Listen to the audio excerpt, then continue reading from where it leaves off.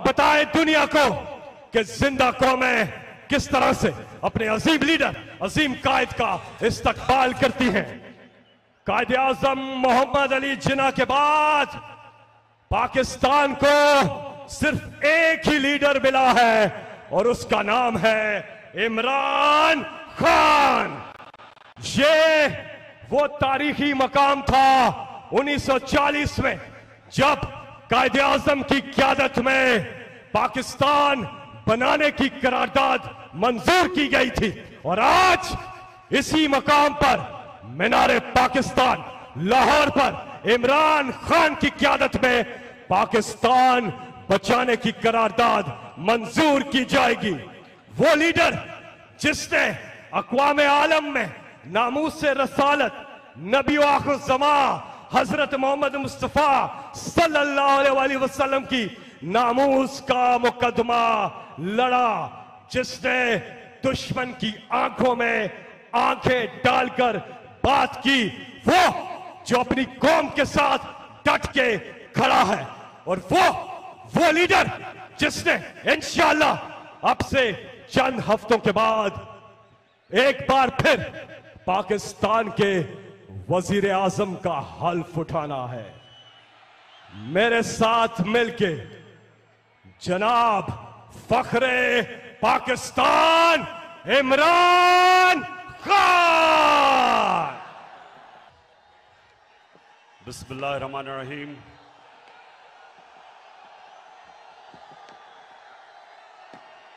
अल्लाह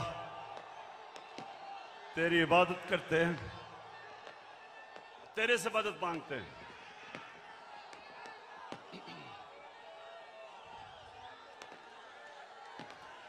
बहुत शुक्रिया, बहुत शुक्रिया, बहुत शुक्रिया। लाहौर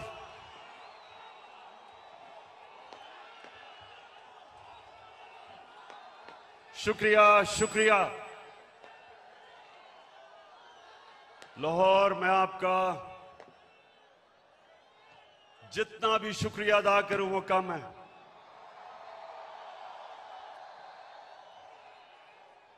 मुझे पता था कि आप मुझे मायूस नहीं करेंगे।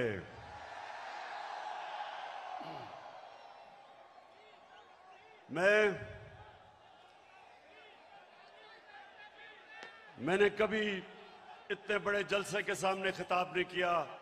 आप सबका शुक्रिया, माशाअल्लाह। अल्लाह का भी शुक्र अदा करता हूं कि उसने आपके दिल में वो शऊर डाला, आपको जगाया। ये अल्लाह का करम है, ये अल्लाह का खास करम होता है जब वो एक कौम को जगा देता है और एक इंसानों के हजूम को एक कौम बना देता है। ये अल्लाह तेरा लाख लाख शुक्र है। लाहौर में इधर पास ही मेयो हॉस्पिटल में पैदा हुआ था और मुझे बचपन से एहसास था। ये आपने आज गौर से बातें सुन। सामने प्लीज बैठ जाएं, बैठ जाएं, आप बैठ जाओ। वो नीचे देख सकते, नीचे बैठ जाओ, बैठ जाओ, बैठ जाओ, बैठ जाएं, सामने बैठ जाएं, वो देख नहीं सकते। बैठ जाएं प्लीज। देखें, मैं पाकिस्तान के साथ बड़ा हुआ हूं। मैं बार बार लोगों को बताता हूं कि मेरे मां बाप एक गुलाम हिंदुस्तान में पैदा हुए थे और उन्होंने पाकिस्तान की तहरीक में शिरकत की थी। और बचपन से उन्होंने मुझे एक चीज बताई कि तुम खुशकिस्मत हो कि एक आजाद मुल्क में पैदा हुए हो। और मैंने जब क्रिकेट की ग्राउंडों के ऊपर अपने मुल्क का नाम ऊपर किया और हमारा पाकिस्तान आहिस्ता आहिस्ता आहिस्ता क्रिकेट की दुनिया में ऊपर जाना शुरू हुआ, तो हमें फख्र होता था कि हम वो पाकिस्तानी हैं जो एक आजाद पाकिस्तान को दुनिया में उठा रहे हैं। तो मेरे पाकिस्तानियों, लाहौर के लोगों, जो आप सब यहां हैं, जो बाहर हैं, वैसे मैंने कभी इतनी पब्लिक नहीं देखी। मैं फिर से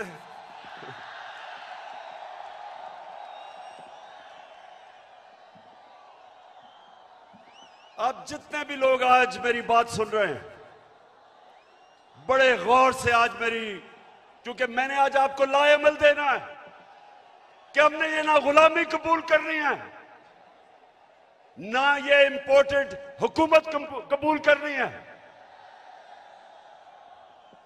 और ये अब आपको पता चला है कि सिलेक्टेड हुकूमत क्या होती है, जो बाहर से सिलेक्ट होके लोगों के ऊपर मुसल्लत की जाती है। ये होती है सिलेक्टेड हुकूमत, जो डरती है इलेक्शन से, जो साजिशों से, जो पैसे लगा के, जमीन खरीद के, बाहर जो साम्राज्य उनकी जूते पॉलिश करके जो आज ऊपर हमारे मुल्क पे मसल्लत की गई है। तो मैं आज आपको लाएमल दूंगा कि मैं किसी सूरत इस हुकूमत को कबूल नहीं करूंगा।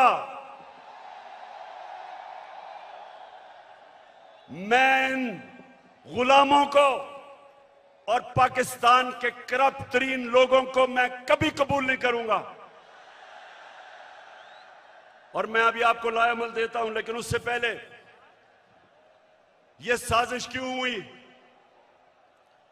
मेरे लाहौर के लोगों, जरा थोड़ा सा सब्र से सुने, यह साजिश हुई क्यों। मैं जब से वजीर आजम बना, मेरी सबसे बड़ी कोशिश यह थी कि हमारी आजाद फॉरेन पॉलिसी बने। आजाद फॉरेन पॉलिसी का मतलब यह कि हम जो भी फैसले करें अपने लोगों के मफादात के लिए करें। मैं अपने लोगों को किसी बैरूनी मुल्क की उनके मफादात के लिए कुर्बान ना करूं। मेरे फैसले मेरी कौम के लिए हों। ये वो लोग जो आदी हुए थे पाकिस्तानियों को हुक्म देते थे, धमकियां देते थे, एक ही टेलीफोन पे सारी बातें मनवा लेते थे, उनको ये चीज पसंद नहीं आई। मैंने ये भी फैसला किया जब जिस दिन मैं वजीर आजम बना कि मैं हर इंटरनेशनल फोरम में एक बात उठाऊंगा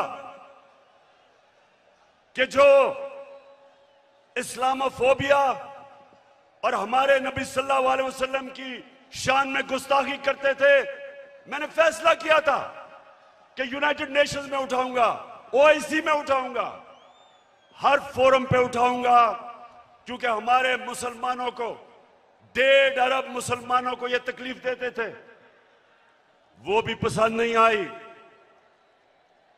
वो बाहर के लोगों को पसंद नहीं आई। और तीसरी चीज उनको क्या नहीं पसंद आई कि मैं जितनी भी फॉरेन पॉलिसी थी, चाइना से, रशिया से, मुसलमान ममालिक से, मेरी सबसे बड़ी कोशिश ये होती थी कि मेरी कौम को किसमें फायदा है। मैंने कभी भी किसी से डिक्टेशन नहीं लिया और ना मैंने कभी लेना था। हुक्म किया कि रूस क्यों चले गए, हुक्म आया बाहर से कि आप रूस क्यों गए। मैं रूस इसलिए गया, एक पाकिस्तान में गैस खत्म हो रही है, हमने उसे गैस का कॉन्ट्रैक्ट करना था, लेकिन 2 और चीजें, रूस हमें तेल 30% कम कीमत पे दे रहा था,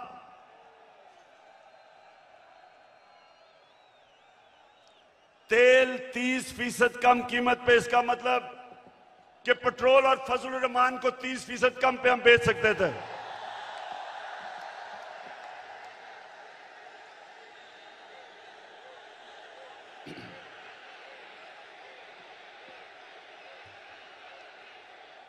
उसके अलावा हमें 20 लाख टन गंदम इंपोर्ट करनी थी रूस से, वो भी हमें 30% कम कीमत पे दे रहे थे।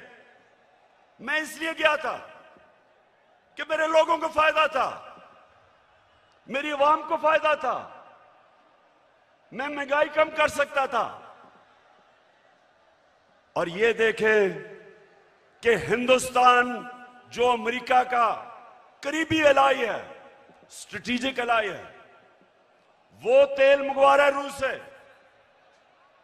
उसको अमेरिका ने कहा कि ना तेल खरीदो, उसने आगे से सीधा जवाब दिया अमेरिका को कि हम अपने लोगों के मफादात के लिए फैसले करते हैं। यानी कि हिंदुस्तान की फॉरेन पॉलिसी उनके लोगों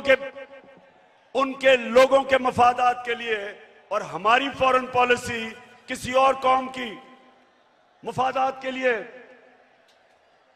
यह भी पसंद नहीं आई बात, चाइना से ताल्लुकात वो भी पसंद नहीं आए, तो तब बाहर से साजिश होनी शुरू हुई। लेकिन ये याद रखें कि साजिश कभी मुकम्मल नहीं हो सकती जब तक अंदर मुल्क के मीर जाफर और मीर सादिक ना बैठे हों। मीर जाफर वो गद्दार था जिसने अंग्रेजों के साथ मिलकर मुसलमानों की हुकूमत, सिराजुद्दौला की हुकूमत गिराई जाती मफादात के लिए। और मीर सादिक वो था निजाम हैदराबाद के साथ मिलके, अंग्रेजों के साथ मिलके टीपू सुल्तान को इन्होंने हरवाया। यहां भी मीर सादिक और मीर जाफर बैठे हुए थे जिन्होंने बाहर की साजिश में पूरा हिस्सा लिया।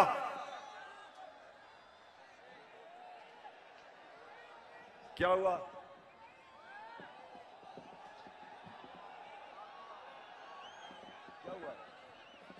अच्छा सुना जरा, हो जाएगा ठीक। तो ये साजिश बाहर से हुई, अंदर मीर जाफर और मीर सादिक बैठे थे, अंदर 3 स्टूजेस बैठे हुए थे, इन्होंने इनके साथ मिले, और भी इसके अंदर लोग मुलव्वस थे। और तारीख इन सारों को किसी को माफ नहीं करेगी जिन्होंने मिलके एक हुकूमत को कब गिराया। मेरे पाकिस्तानियों ये सुने, हमारी हुकूमत को तब गिराया जब हमारी हुकूमत की, और मैं चैलेंज करता हूं, सबसे बेहतरीन पाकिस्तान की परफॉर्मेंस तहरीक इंसाफ की हुकूमत की थी। हमारी इकोनॉमी सही तरफ जा रही थी, 5.6% पे हमारी इकोनॉमी बढ़ रही थी। ना नून लीग ने इसका कभी मुकाबला किया, ना पीपल्स पार्टी ने किया। हमारी एक्सपोर्ट्स रिकॉर्ड पे थी, कभी पाकिस्तान की तारीख में 32 अरब डॉलर की एक्सपोर्ट्स नहीं हुई। कभी पाकिस्तान में इतने बाहर से डॉलर्स नहीं आए। 31 अरब डॉलर रेमिटेंसेस बैरून मुल्क पाकिस्तानियों ने हमें भेजी। 31 अरब डॉलर।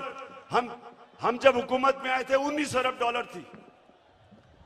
और पाकिस्तान की तारीख में सबसे ज्यादा पैसा हमने इकट्ठा किया टैक्स में, 6000 अरब डॉलर से ऊपर। यह भी पाकिस्तान की तारीख का रिकॉर्ड था। हमने सबसे सारे बर्रे सगीर में जिस मुल्क में सबसे कम बेरोजगारी थी वो पाकिस्तान था। सबको पीछे छोड़ गए हम। और ये कब? जब कोरोना वायरस ने दुनिया में तबाही मचाई हुई थी। पाकिस्तान वो मुल्क है जिसकी दुनिया ने मिसाल दी कि उस मुल्क जिसने सबसे बेहतर कोरोना वायरस को हैंडल किया, अपने लोग भी बचाए, अपने गरीब भी बचाए, अपनी इकोनॉमी भी बचाई।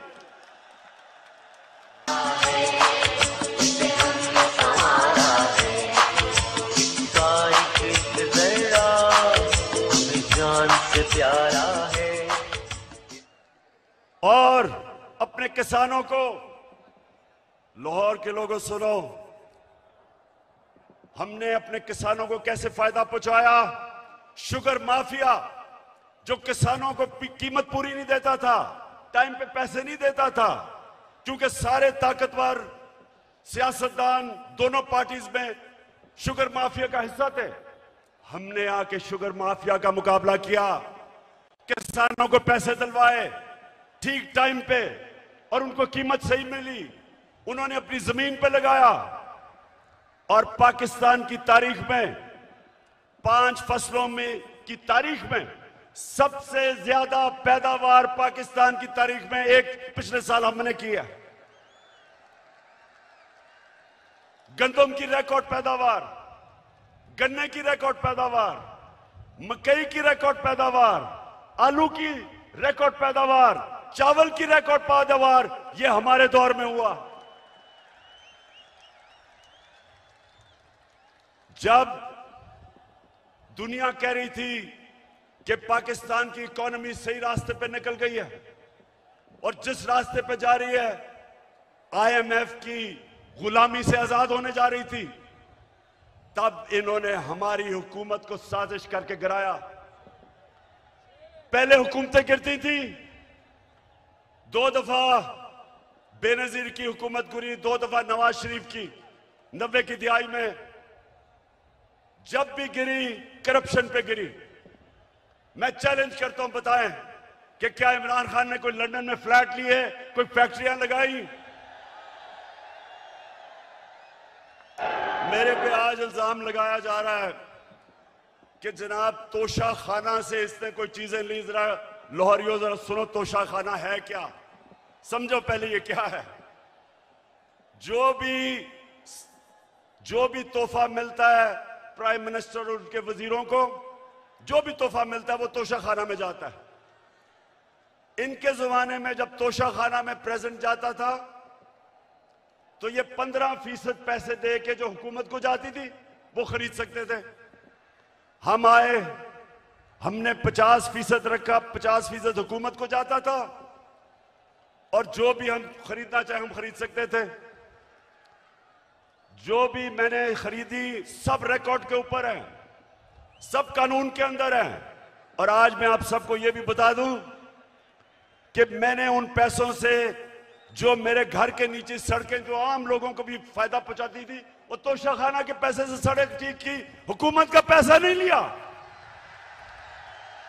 मेरा जो घर है मैं कानून के मुताबिक उसको कैंप ऑफिस बना के सारे खर्चे हुकूमत देती है, यानी आप देते हैं टैक्स, आप टैक्स पेयर उसका पैसा सारा देता है। मैं अपने खर्चे देता हूं। मैं कोई ना लाहौर का घर ना वहां कैंप ऑफिस नहीं किया, अपने पैसे से वो चलाया। जो दीवार नीचे बनानी थी सिक्योरिटी फेंस, गवर्नमेंट से पैसे नहीं लिए, अपना ऑफिस चलाया, गवर्नमेंट से पैसे नहीं लिए। और ये लोग जो आज प्रोपेगेंडा कर रहे हैं, मैं चैलेंज करता हूं कि तुम्हारे मैं चैलेंज करता हूं कि कभी पाकिस्तान की तारीख में किसी प्राइम मिनिस्टर ने अपने ऊपर इतना कम पैसा खर्च नहीं किया जो मैंने किया। कि बाहर से साजिश हुई। अब ये जरा गौर से सुनना है आपने, क्योंकि मैं चाहता हूं इसके बाद जो मैं आपको लाएमल दूंगा वो बड़ा जरूरी है कि पहले आप समझ जाएं कि ये हुआ क्या, ये क्या कितनी बड़ी साजिश इस मुल्क के खिलाफ की गई है।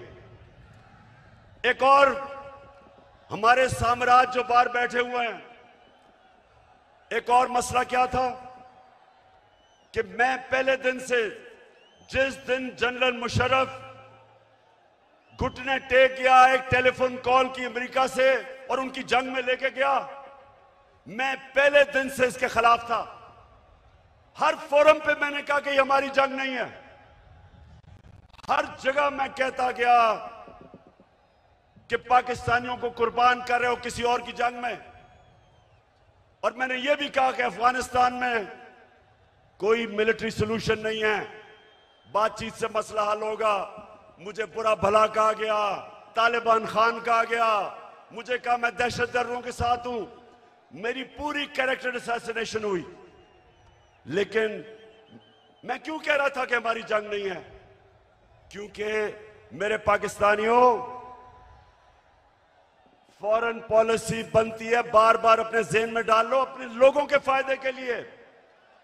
कौन से मुल्क अपने आप को किसी और मुल्क के लिए कुर्बान करता है? 80,000 हमारे लोग शहीद हुए, 6,500 हमारे फौज के नौजवान शहीद हुए, हमारा कबायली इलाका उजड़ गया, 100 अरब से डॉलर से ज्यादा मुल्क को नुकसान हुआ। कभी कोई कमीशन बैठी, कभी किसी ने यह सोचा कि ये किसने हमें इस जंग में लेके गया ताकि आगे से हम इस तरह की हिमाकत ना करें। तो जब मेरे से इंटरव्यूअर ने पूछा कि आप अमेरिका को बेस देंगे, क्या कहा मैंने? और क्या आप मेरे से कोई और उम्मीद रखते थे? एब्सोल्युटली नॉट के अलावा कोई उम्मीद रखते थे? क्योंकि मेरा जीना मरना पाकिस्तान में है, ये मेरा मुल्क है, ये मेरे लोग हैं। मैं क्यों अमेरिका के लिए अपने लोगों को कुर्बान करूं? तो ये भी उनको तकलीफ थी, उनको चाहिए थे चेरी ब्लॉसम बूट पॉलिश करने वाले, जो कहता कि बेगर्स आर नॉट चूजर्स, यानी कि क्योंकि हम मकरूज हैं, हम गुलाम हैं, हम आपके जूते पॉलिश करेंगे। पाकिस्तानियों, ये याद रखो, मैं बार बार आपको एक चीज कहता हूं, कभी किसी जमात को वोट ना दो जिनके लीडर्स के पैसे जायदादें मुल्क से बाहर पड़ी हैं, कभी उनको वोट ना दो। क्योंकि जिधर इनके पैसे बाहर पड़े हैं, इनकी जायदादें बाहर पड़ी हैं, इनकी प्रॉपर्टीज बाहर हैं, इनके ऑफशोर अकाउंट्स बाहर हैं, ये याद रखें, ये कभी साम्राज्य का प्रेशर बर्दाश्त नहीं कर सकते। ये वो करेंगे जो उनको हुक्म मिलेगा। उनको इस तरह के करप्ट गुलाम पसंद इसलिए हैं कि ये हमेशा उनके सामने झुके रहेंगे। 400 ड्रोन अटैक हुए पाकिस्तान में। पाकिस्तानियों, 400 ड्रोन अटैक हुए यहां। कोई दुनिया में मिसाल ही नहीं कि जिस मुल्क के लिए आप जंग लड़ रहे हैं वो आपके ऊपर ही बमबारी कर रहा है, इसकी कोई मिसाल नहीं मिलती। 400 ड्रोन अटैक हुए पाकिस्तान में। एक दफा कभी नवाज शरीफ के मुंह से एक दफा निकला कि ये आप बड़ा गलत कर रहे हैं, ये सारे ह्यूमैनिटेरियन लॉज के खिलाफ है, ये कानून के खिलाफ है कि जज, जूरी, एक्सिक्यूशनर 4,000 मील दूर बैठ के एक बटन दबाता है और लोग मर जाते हैं, नीचे बम फट जाते हैं। ये 400 ड्रोन अटैक्स हुए पाकिस्तान में, एक लफ्ज इनके मुंह से नहीं निकला। मैं निकला सड़कों पे, मैंने धरने किए ड्रोन्स के खिलाफ, मैंने हर जगह अपनी आवाज बुलंद की, लेकिन इनके मुंह से एक लफ्ज नहीं निकला, क्योंकि ये अपने पैसे के गुलाम हैं और पैसे बाहर पड़े हुए हैं इनके। और मेरे पाकिस्तानियों, जो मुझे सबसे ज्यादा तकलीफ है, आप में अभी हौसला है ना, मैंने आपसे बड़ी जरूरी बातें करनी है। तो हुआ क्या, बाहर से साजिश प्लान हुई, अंदर मीर जाफर बैठे हुए थे, हमें एक मुरासला आता है, हमारे एम्बेसडर से मीटिंग होती है एक अमेरिकी ऑफिशियल की, और उधर वो उसको क्या कहता है, ये जरा सुने, तकब्बर सुने जरा, उसका तकब्बर। हमारे एम्बेसडर को कहता है कि अगर तुमने इमरान खान को इस नो कॉन्फिडेंस मोशन में ना हराया तो पाकिस्तान को बड़ी मुश्किलों का सामना करना पड़ेगा। तकब्बर सुने, 22 करोड़ हमारी अवाम, दुनिया का 5वां 6वां बड़ा मुल्क, और एक ऑफिशियल हमारे एम्बेसडर को कह रहा है कि अगर तुमने इमरान खान को ये जो उसके खिलाफ नो कॉन्फिडेंस मोशन आ रहा है, अभी आया नहीं था, उसको पहले ही पता था। कहता कि अगर ये आपने इसको ये अगर कामयाब ना हुआ इसके खिलाफ, तो पाकिस्तान को बड़ी मुश्किलों का सामना करना पड़ेगा। लेकिन अगर कामयाब हो गया, और ये सुनो मेरे पाकिस्तानियों, कहता अगर कामयाब हो गया तो हम पाकिस्तान को माफ कर देंगे।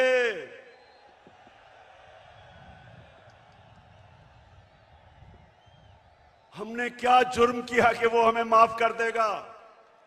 कि क्या ये जुर्रत की कि हम रूस चले गए अपने मुल्क की खातिर, या ये कहा कि हम आपको बेस नहीं देंगे? तो मेरे लाहौर के लोगों, ये याद रखो कि उनको ये किधर से गलत आदतें पड़ी। हिंदुस्तान को क्यों नहीं ये कहते? इनकी जुर्रत है हिंदुस्तान के प्राइम मिनिस्टर को वहां, अच्छा प्राइम मिनिस्टर मैं हूं, ये सुना जरा, चीफ एग्जीक्यूटिव पाकिस्तान का मैं हूं, और मैसेज ये किसको दे रहे हैं? किसको कह रहे हैं किसको हटा दो? बताएं किसको कह रहे हैं? प्राइम मिनिस्टर तो मैं था। तो मेरे पाकिस्तानियों जरा गौर से सुने, ये साजिश फिर क्या होता है? एकदम अगले दिन अदम एतमाद की वो आती है तहरीक, वो टेबल करते हैं असेंबली में, और हमारे जनाब 20 लोगों को वहां सिंध हाउस में जाना शुरू हो जाते हैं, उनकी बोली लग जाती है, 20-20 करोड़ में उनके जमीन बिकने शुरू हो जाते हैं। और फिर जो हमारे इत्तेहादी हैं, मैं मुंह से लाई आज आपको खराज तहसीन पेश करता हूं, आप वाहिद रह गए, बाकी सारे चले गए। बोलियां लगी जैसे बकरा ईद पे बकरे बिकते हैं। बंद किया जनाब उनको सिंध हाउस के अंदर, सिंध से पुलिस लेके आए। सोचिए ये पाकिस्तान में हो रहा है। मैं अपनी आज बड़े अदब से मैं अपनी अदालतों से पूछता हूं कि क्या ये आइन के खिलाफ नहीं है, ये कानून के खिलाफ नहीं है कि बिक रहे हैं बकरों की तरह? अवाम से वोट लेके आए हमारे टिकट पे, और वहां जाके उनकी बोलियां लग गई। यानी ये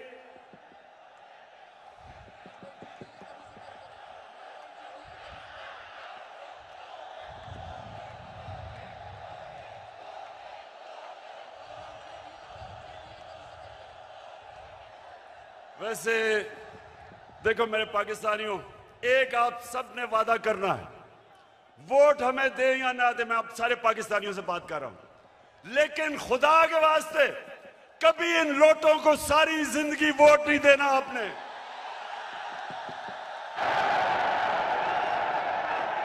जमीर फरोशों को, जिनका ना कोई दीन है ना ईमान है, ना उनमें शर्म है, कि सारी जिंदगी उनके बच्चों के ऊपर धब्बा लगेगा कि ये हैं वो लोग जिन्होंने अपने आप को बेचा, अपने जमीरों को बेचा। सारी जिंदगी के लिए इनके ऊपर एक मोहर लगे कि कभी ये सियासत के पास ना आए। जिन जिन हलकों में ये जाएंगे, मेरी कौम पाकिस्तानियों, अगर आपने इनको किसी भी हलके में जीतने दिया, आप इस मुल्क से गद्दारी करेंगे।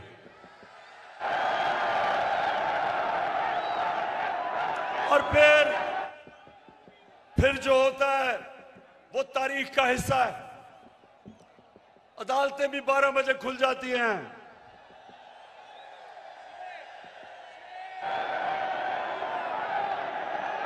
मेरे यहां दोनों स्पीकर बैठे हुए हैं, एक्स स्पीकर असद कैसर भी बैठा हुआ है और कासिम सूरी, दोनों हीरो हैं।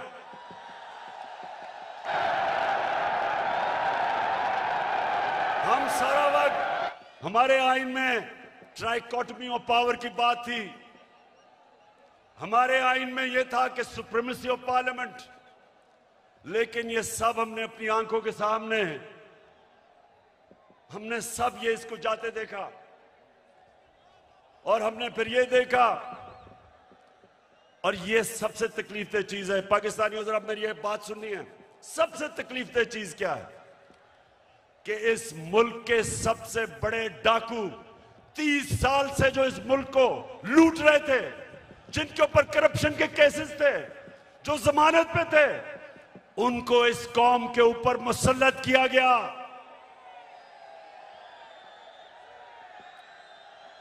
पाकिस्तानियों, मैं मेरे से बेहतर शायद कोई भी पाकिस्तान की सियासत में ना अमेरिकनों को जानता है ना यूरोपियंस को जानता है जो मैं जानता हूं। कोई नहीं मेरे से बेहतर जानता।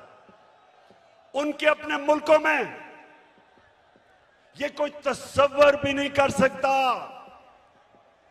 कोई सोच भी नहीं सकता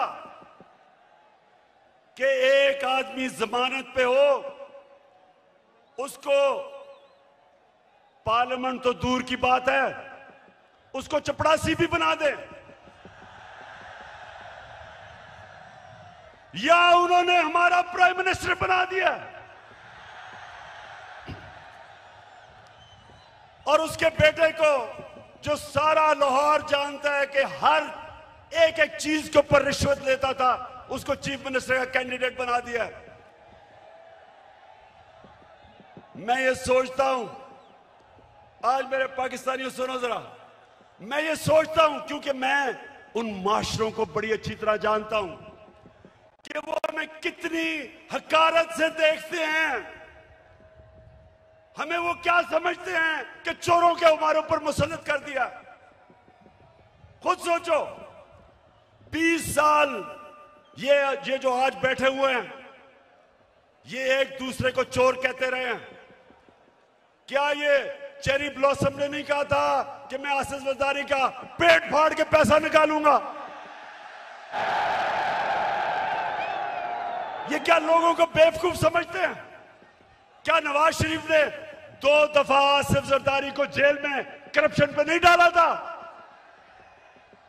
और क्या आसिफ जरदारी ने हुदैबा पेपर मिल का अरबों रुपए का केस नवाज शरीफ और शहबाज शरीफ पर नहीं किया था? और क्या ये दोनों मिलके फजल रहमान को डीजल नहीं कहते थे?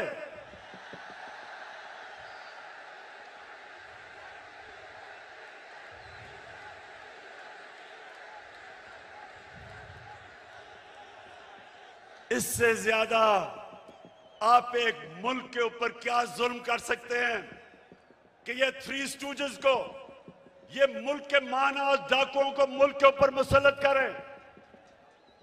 मैं आपको आज ये बता रहा हूं, जब तक मैं जिंदा हूं मैं इनका मुकाबला करूंगा, मैं कभी इनको तस्लीम नहीं करूंगा।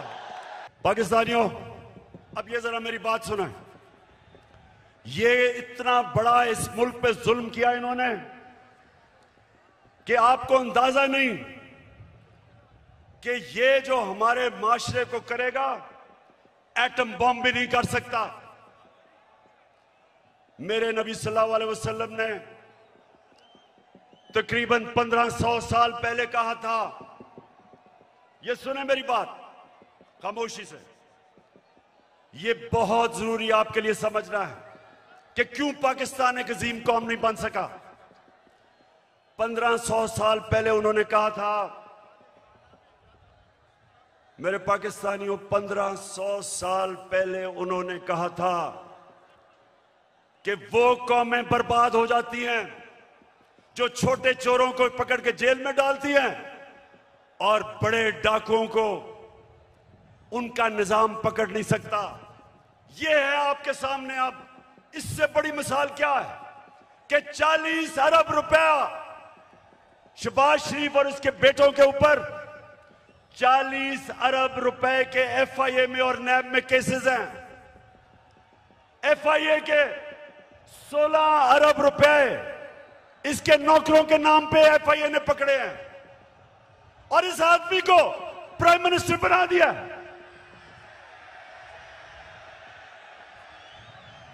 मैं आज सारी दुनिया से पूछता हूं, अपनी सारी कौम से पूछता हूं कि मुझे यह बताएं आप कि वो जो एफआईए के, और मैं उनको खराज तहसीन पेश करता हूं एफआईए के ऑफिसर्स को, जिन्होंने इसके केस निकाले और पकड़े। जब इसका बेटा सलमान शहबाज बाहर भाग गया, जब उसे पता कि एफआईआर पकड़ने लगी है,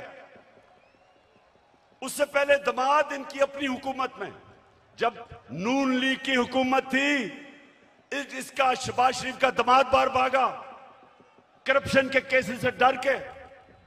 नवाज शरीफ के दोनों बेटे बाहर भागे क्योंकि वो बता नहीं सकते थे कि अरबों रुपए की प्रॉपर्टीज इनके पास लंदन में किधर से आई। इसहाक डार प्राइम मिनिस्टर के प्लेन पे नून लीग की हुकूमत में बाहर भागा, उसके बेटे बाहर भागे हुए हैं। ये लोगों को हमारे ऊपर मुसल्लत किया जा रहा है। 95% इनके ऊपर केसेस हमारे दौर में नहीं बने, पहले के बने हुए हैं। और ये लोग आज जिधर आके बैठ गए, मुझे ये बताएं कि कौन सा गवर्नमेंट ऑफिसर इनके खिलाफ एक्शन लेगा? कब आगे से एफआईए, कब इनके खिलाफ एक्शन लेगी? जब उनको पता ये होगा कि ये तो उनके ऊपर इंतकामी कार्रवाई करेंगे अगर वापस आ गए। अब सोचें, कहीं दुनिया में होता है कि वो एफआईए जिसने इसके ऊपर केसेस निकाले हैं, ये उसी के ऊपर आके बैठ गया और सबसे पहले इसने उस दिलेर ज़हीन ऑफिसर को फारग किया है जिसने इसके केसेस पकड़े थे। तो मैं फिर बड़े अदब से अपनी अदलिया से पूछता हूं कि क्या आपका काम नहीं इनकी हिफाजत करना, इन ऑफिसर्स की? क्या आपका काम नहीं कि एक कॉन्फ्लिक्ट ऑफ इंटरेस्ट, कि जो आदमी एफआईए में पकड़े हुए केसेस, आपका काम नहीं उनकी हिफाजत करना? तो पाकिस्तानियों, मैं आज आपके सामने एक और बात कहता हूं। 3.5 साल मैं हुकूमत में कोशिश करता रहा कि इनके केसेस आगे बढ़े। 3.5 साल में कोशिश करता रहा। पुराने केसेस थे इनके, जरदारी के ऊपर अरबों रुपए के केस थे, उसकी और उसकी वो जो ओमनी ग्रुप, बिलावल भुट्टो को भी उसी अकाउंट से पैसा जा रहा है, फेक अकाउंट से, जिधर रेहान अली को पैसा जा रहा है। साफ ओपन एंड शट केस, वो जो सिंध का चीफ मिनिस्टर है उसके ऊपर पूरा केस ओपन एंड शट, लेकिन कुछ होता ही नहीं था। मेरे नीचे ना नैब भी मेरे नीचे नहीं, अदलिया आजाद। क्या कर सकते थे? 100 एफआईए के केसेस जो इसके ऊपर हुए और वो भी डर डर के बेचारों ने किया, तो मेरे हाथ में क्या था? और जिनके हाथ में पावर थी, मैं आज आपको यह कहना चाहता हूं कि वो करप्शन को बुराई नहीं समझते थे। उनके लिए करप्शन बड़ी चीज ही नहीं थी। उनके ख्याल में कि ये जो करप्शन है ये तो होती है, और उन्होंने, क्योंकि वो करप्शन को बुरा नहीं समझते थे, ये सबसे बड़ा इस मुल्क के ऊपर अलमिया है कि आज जिन लोगों को जेल में होना चाहिए था वो आज या वजीर बन गए और या प्राइम मिनिस्टर बन गए हैं और या वजीर आला बनने की कोशिश कर रहा है। तो पाकिस्तानियों, ये कौम ये बर्दाश्त नहीं कर सकती, कोई कौम ये बर्दाश्त नहीं कर सकती। इसलिए मैं अभी आपको लायामल दूंगा कि हमने करना क्या है, लेकिन मैं ये आपको वाज़ेह कर दूं, मैं जब तक जिंदा हूं मैं इस नाइंसाफी और जुल्म का मुकाबला करता रहूंगा। पाकिस्तानियों, लाहौर के मेरे बाशऊर शहरियों, पहले बताएं आप तैयार होंगे जो मैं आपको बाद में बताने लगा हूं मेरे साथ? इंशाअल्लाह। अच्छा, अब मैं आपको जिस चीज की मुझे और बहुत तकलीफ है कि वो केसेस जो ताकतवर, जो भी ताकतवर है यहां, उनको हमारा इंसाफ का निजाम कानून के नीचे ला ही नहीं सकता।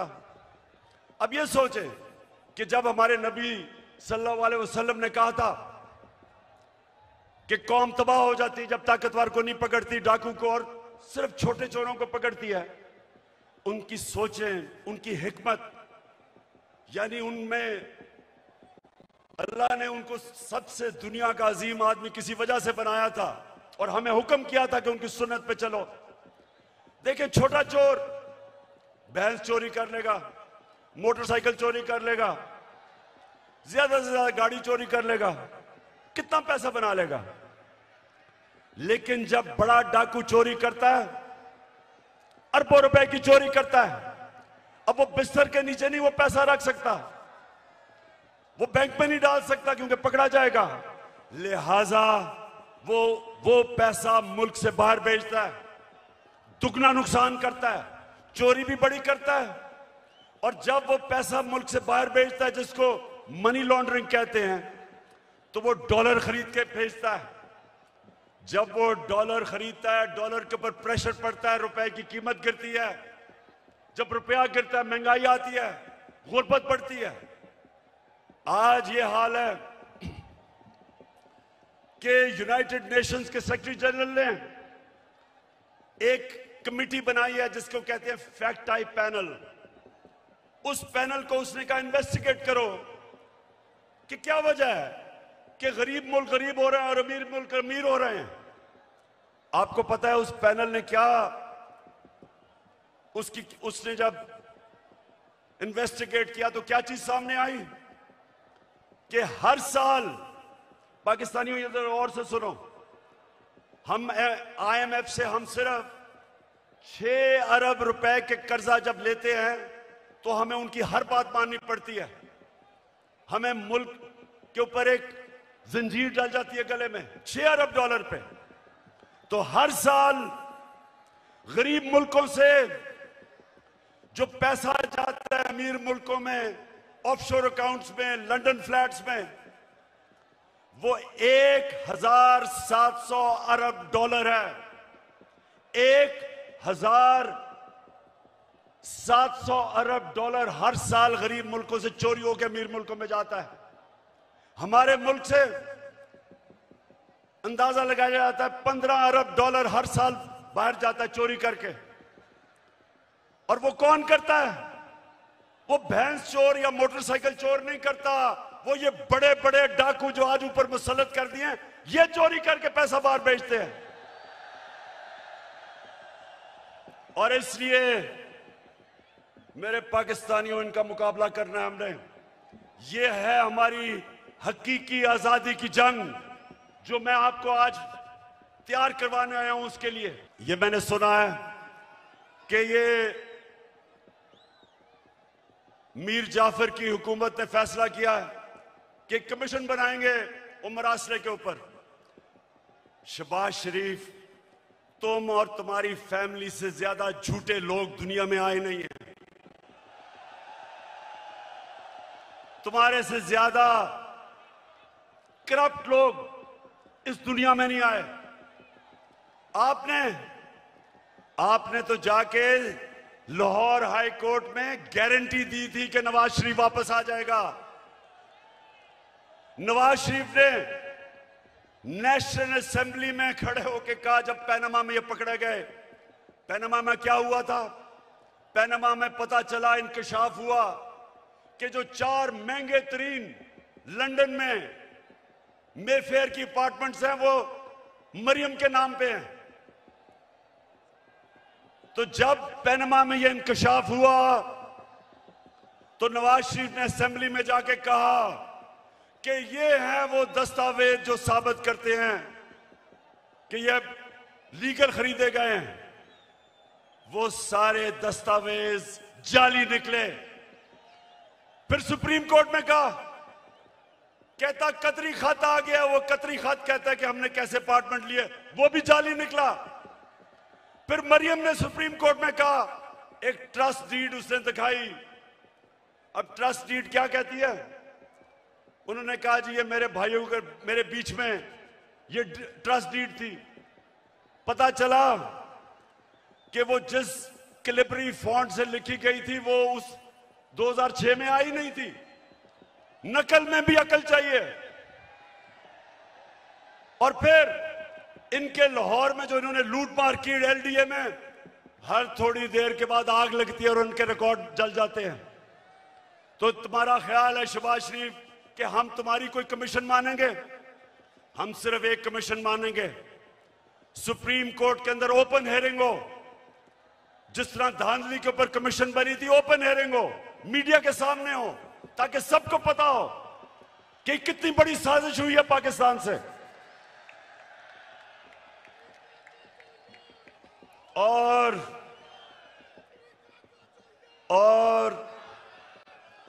ये जो भी चीफ इलेक्शन कमिश्नर है, ये जो चीफ इलेक्शन कमिश्नर है, इसको तो नून लीग के अंदर कोई ऑफिस का ओहदा दे दो। इसका जितना इसने तहरीक इंसाफ के खिलाफ काम किया आके, मैं तो कहता हूं कि नून लीग के लोग भी शर्म आती उनको काम करते हुए, कि सारे फैसले हमारे खिलाफ। फॉरेन फंडिंग केस क्या है? हमें बैरून मुल्क पाकिस्तानियों ने पैसे भेजे, वो पाकिस्तानी जो कि 31 अरब डॉलर इस मुल्क को भेजते हैं जिस पे पाकिस्तान चलता है, वो फॉरेन फंडिंग नहीं है। और हमने इनको बार बार कहा है कि जब भी आप इन्वेस्टिगेट करें तो नून लीग की भी साथ इन्वेस्टिगेशन करें, पीपल्स पार्टी की भी करें। और लाहौर के लोगों, मैं आपके सामने दावा करता हूं कि जब भी हमारी सामने इन्वेस्टिगेशन होगी, दूध का दूध पानी का पानी हो जाएगा। एक पार्टी होगी पाकिस्तान की तारीख में जो पॉलिटिकल फंड रेजिंग करती है, लोगों से पैसे इकट्ठे करती है। इनके पैसे वो बिजनेसमैन देते हैं जिनके साथ मिलकर ये पैसे बनाते हैं, उनको कॉन्ट्रैक्ट्स दिलवाते हैं, फिर उनसे पैसे लेते हैं। एक एक का नाम भी मुझे पता है, उनसे पैसे लेते हैं। इनके पास कोई फंड रेजिंग का तरीका नहीं है। तो मैं चैलेंज करता हूं कि अगर हिम्मत है तो हम तीनों के इकट्ठे केस सुनो, ताकि सारी कौम को पता हो, सारी कौम के सामने आए कि किससे सही मायने में पैसे इकट्ठे करें और कौन 2 नंबरी से पैसे इकट्ठे करता है। वैसे मैं सोचता हूं ये नून लीग के और पीपल्स पार्टी के लोगों को मैं सोचता हूं, और वो डीजल वाले के लोगों को भी, कि मुझे ये बताएं कि कोई आपको शर्म नहीं आती कि वहां जरदारी फैमिली के अलावा कोई नहीं आता ऊपर, यहां शरीफ फैमिली के अलावा कोई नहीं आता, उधर फजल रहमान के बेटों के अलावा कोई नहीं आता। कोई आपको शर्म नहीं आती कि किसी में सलाहियत नहीं ऊपर आने की? हमारी पार्टी में क्यों नहीं है? बताएं मेरा कौन सा रिश्तेदार है? बताएं कौन है रिश्तेदार, कौन सा दोस्त है मेरा पावर में? क्योंकि मेरिट के ऊपर चल रहे हैं हम। ये खानदानी पार्टीज, मैं इनके ऊपर हैरत मुझे होती है कि क्यों नहीं इनको अजीब लगता कि वो एक बच्चे को बाहर से उर्दू उसको पूरी आती नहीं, उसके सामने बड़े बड़े झुके हुए होते हैं। वो जब नवाज शरीफ प्रेसिडेंट ओबामा को मिला पर्चियां पकड़ के, तो जिसकी काम पे टांग नहीं थी, 14 साल हो गए, उर्दू नहीं आ रही सही तरह, करती करते में फर्क ही नहीं पता चलता उसको। तो दूसरी तरफ वो मरियम तैयार है, जिसने जिंदगी में 1 घंटे का काम नहीं किया, वो तैयार बैठी है, उसका बेटा तैयार बैठा है, उनके रिश्तेदार तैयार बैठे हैं सबके। तो कोई इनके लोगों को कोई एहसास नहीं कि ये हैं कौन, इनकी सलाहियत क्या है सिवाय चोरी करने के, कि इनके अलावा कोई ऊपर ही नहीं आ सकता।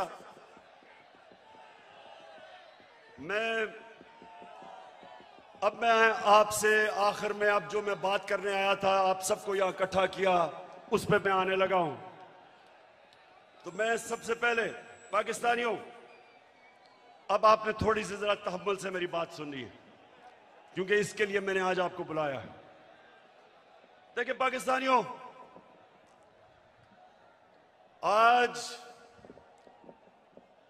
आज वो दिन है, 84 साल पहले इल्लामा इकबाल इस दुनिया से गए थे। सामने उनका मजार है, और वो एक ऐसा इंसान था, शायद ही कोई ऐसा ज़हन 500 साल में मुसलमान दुनिया में आया हो, और इल्लामा इकबाल की जो पूरी कोशिश थी कि एक गुलाम कौम को उठाए, जिंदा करे गुलाम कौम को, उनकी इतनी शायरी है। लेकिन जो मुझे सबसे ज्यादा पसंद है, और आज जो मैं एक फिक्रा कहना चाहता हूं, कि उस रिस्क से मौत अच्छी है जिस रिस्क से परवाज में आती है कोताही।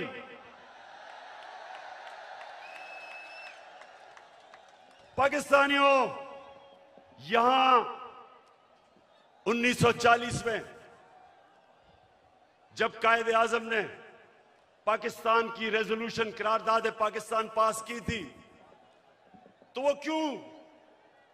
क्यों एक इतनी बड़ी ख्वाब उन्होंने ये अनाउंस की थी कि हिंदुस्तान के मुसलमानों ने फैसला किया कि हम एक आजाद मुल्क में रहना चाहते हैं। ये पाकिस्तान सिर्फ इस खित्ते के मुसलमानों के लिए नहीं था। जो हिंदुस्तान में मुसलमान जो नहीं पाकिस्तान आ सके, उन्होंने भी वोट दी पाकिस्तान के लिए, क्योंकि पाकिस्तानियों बड़ी ख्वाब का नाम था पाकिस्तान। और पाकिस्तान का जो नारा था, पाकिस्तान का मतलब क्या, मैं ये चाहता हूं आज कि पहले आप ला इलाहा इल्लल्लाह का मतलब सही माने में समझ लें।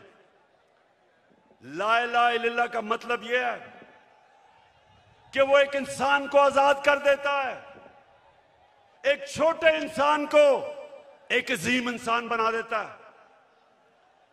मौलाना रूमी ने कहा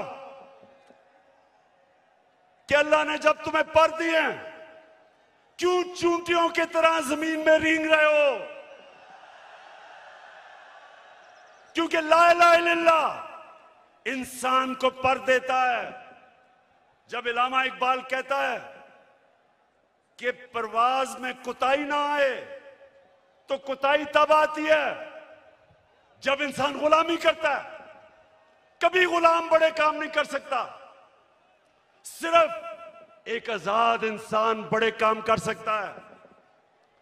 और मैंने रहमतुल लिल आलमीन अथॉरिटी इसलिए बनाई क्योंकि मुझे एहसास हुआ कि हमारे बच्चों को, हमारे नौजवानों को सीरत नबी का तो पता ही नहीं है। हमारे नबी सल्लल्लाहु अलैहि वसल्लम ने, ये जरा लाहौर के लोगों तहम्मुल से सुनो मेरी बात, उन्होंने मदीना में इंसानों को पर लगा दिए। वो अरब जिनकी कोई हैसियत नहीं थी, दो सुपर पावर थी दोनों तरफ, पर्शियन और रोमन एम्पायर, बेजेंटाइन एम्पायर, बीच में वो अरब जिनकी कोई हैसियत नहीं थी। मैंने इसलिए अपने बच्चों को फैसला किया कि हम सीरत नबी पढ़ाएं अपने नौजवानों को, ताकि आपको पता तो चले कि क्यों अल्लाह ने हमें हुक्म दिया है कि नबी के रास्ते पे चलो। क्योंकि उससे अजीम इंसान कभी आया ही नहीं, ना आ सकता है। उन्होंने उन लोगों को जो बटे हुए थे कबीलों के अंदर, उनको सबको इकट्ठा किया एक नजरिए के ऊपर। ला इलाहा इल्लल्लाह का मतलब उनके दिलों में गया, उनकी जंजीरें टूटी, जंजीरें जो इंसान को जमीन पे रखती हैं। इकबाल के शाहीन बने वो, दुनिया की उन्होंने इमामत की, और ये दुनिया की तारीख का हिस्सा है। ये सारी दुनिया की तारीख का हिस्सा है जिसका हमें पता ही नहीं है कि उन्होंने क्या किया था, जो इंसानों की जंजीरें तोड़ के उन सबको दुनिया की लीडर्स बना दिया। तो पाकिस्तानियों, इसलिए मैं आज आपके पास आया हूं कि ये जब कहता है कि बेकर्स आर नॉट, कि हम जनाब मकरूज हैं इसलिए गुलाम हैं। शहबाज शरीफ, तुम पैसे के गुलाम हो, हम कौम आजाद हैं। और दूसरा कहता है कि जनाब हम तो लाइफ सपोर्ट मशीन पे हैं, अमेरिका जब चाहे बंद कर दे। शर्म करो, शर्म करो कि 22 करोड़ लोगों को तुमने गुलाम बना के रख दिया, क्योंकि तुम खुद गुलाम हो, तुम्हारे पैसे बाहर पड़े हैं, अपने पैसों की पूजा करने वाले तुमने। हम जो एक बड़ी अजीम ख्वाब पाकिस्तान जो बनना था, आपने हमें चूंटियों की तरह जमीन पर रखा हुआ है। मैं आज आपको आजाद करने आया हूं। मैं आप आज से अहद लेने आया हूं कि हमने इकबाल का शाहीन बनना है। हमने किसी सूरत किसी के सामने झुकना नहीं है। हमने 22 करोड़ की एक ऐसी कौम बनना है, वो कौम बनना है। और मेरा लीडर कायदे आजम था, जो एक गुलाम हिंदुस्तान में भी आजाद आदमी था। तो पाकिस्तानियों, मैं चाहता हूं कि आप अपना मुकाम समझें। कुरान में अल्लाह कहता है कि मैंने इंसान को अशरफुल मखलूकात बनाया, सबसे अजीम मखलूक। फरिश्तों को कहा कि इंसान के सामने झुको। शैतान को उन्होंने जन्नत से निकाला एक वजह से। इबादत तो वो सबसे ज्यादा करता था अल्लाह की, क्योंकि उसमें तकब्बर था, कहता मैं इंसान के सामने नहीं झुकता। और अल्लाह ने उसे कहा कि तुम्हें भी अंदाजा नहीं कि मैंने इसको क्या सलाहियतें दी हैं। और कुरान में फिर ये भी है, जब इंसान ऊपर जाता है तो फरिश्तों के उससे ऊपर चला जाता है, लेकिन जब वो गिरता है जानवरों से नीचे गिर जाता है। हमारे ऊपर है, हम ऊपर जाना चाहते हैं या जमीन पे रेंगना चाहते हैं। पाकिस्तानियों, आप एक दफा फैसला कर लें। जब आप फैसला करेंगे कि हम किसी सूरत स्वाय अल्लाह के किसी के सामने नहीं झुकेंगे, आपकी परवाज ऊपर चली जाएगी। जिस दिन ला इलाहा इल्लल्लाह का मतलब आप समझ गए, आपकी जंजीरें टूट जाएंगी। ये जो गुलामी की जंजीरों में हमें डालना चाहते हैं, टूट जाएंगी। अब सब उठ जाएंगे। 22 करोड़ लोग हैं बाहर, पाकिस्तानी बैठे हैं, हर किस्म की सलाहियत रखते हैं, लेकिन ये चोर और डाकू, पैसे के गुलाम, अगर ये आपके ऊपर बैठे रहे, ये मुल्क कभी आगे नहीं बढ़ेगा बल्कि नीचे जाएगा। हमारी कभी फॉरेन पॉलिसी आजाद नहीं हुई। स्वाय थोड़ी देर के भुट्टो के जमाने में, और भुट्टो को साजिश करके अंदरूनी मीर जाफर ने उसको फांसी दिलवाई। कभी उसके बाद आजाद नहीं हुई, लेकिन कभी इतनी गुलाम भी नहीं हुई जो ये 3 स्टूजेस के दौरान हुई है। जो इन्होंने हमारे साथ किया, जिस तरह इन्होंने हमें गुलामी करवाई, इसकी कोई मिसाल नहीं है। रमजी यूसुफ को पकड़ा दिया अमेरिकनों को, हमारे कानून के बरखिलाफ। एमएल कांसी को पकड़ा दिया, हमारी अदालतों को पूछे बगैर। एमएल कांसी के वकील ने अमेरिका की अदालत में क्या कहा, जब उन्होंने पूछा जज ने कि क्यों पाकिस्तान के कानून के बगैर आप उसको उठा के ले गए, तो उसका वकील कहता कि पाकिस्तानी अपनी वालदा को बेच देंगे डॉलरों के पीछे। और वो किसका दौर था? नवाज शरीफ का दौर था। हम नहीं बेचेंगे, नवाज शरीफ बेच देगा, पैसे का पुजारी है। फिर जनरल मुशर्रफ का दौर आया, 9/11 के बाद इसने पकड़ पकड़ के पाकिस्तानियों को ग्वांटानामो बे में दे दिए। मुल्ला ज़ईफ तालिबान का एम्बेसडर था, जिनीवा कन्वेंशन के मुताबिक उसको प्रोटेक्शन थी, उन्होंने उसके बावजूद पकड़ा दिया, उनको ग्वांटानामो बे में भेज दिया। हमारे मुल्क से लोगों को उठा उठा के ले गए।